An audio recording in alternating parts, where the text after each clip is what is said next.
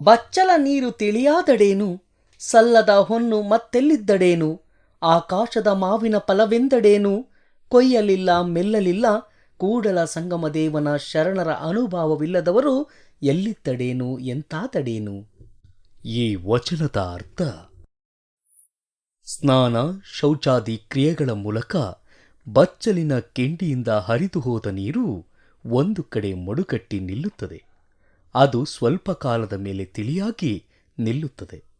ಆದರೆ ಅದನ್ನು ಯಾರೂ ಪುನಃ ಸ್ನಾನಕ್ಕಾಗಲಿ ಪೂಜೆಗಾಗಲಿ ಬಳಸುವುದಿಲ್ಲ. ಅದೇ ರೀತಿ ಸ್ವಂತ ಬಳಕೆಗಾಗಲಿ ಸಮಾಜದ ಸೇವೆಗಾಗಲಿ ಬಳಕೆಯಾಗದ ಹಣ ಎಲ್ಲಿದ್ದರೇನು ಎಂತಾದರೇನು.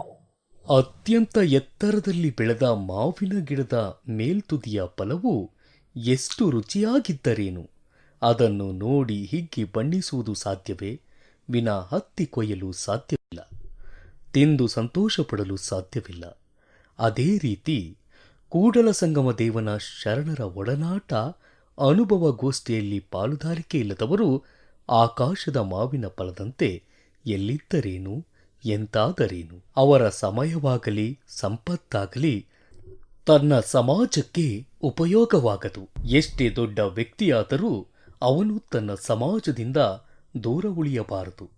ತಾನು ಶ್ರೀಮಂತನಾದನೆಂದು ಸಮಾಜದ ಒಡನಾಟ ಪ್ರಾರ್ಥನೆಯಿಂದ ದೂರ ಉಳಿಯುವವನು ಆಕಾಶದ ಮಾವಿನ ಹಣ್ಣಿನಂತೆ ನಿಷ್ಪ್ರಯೋಜಕ. ಇದು ಈ ವಚನದ ಅರ್ಥ.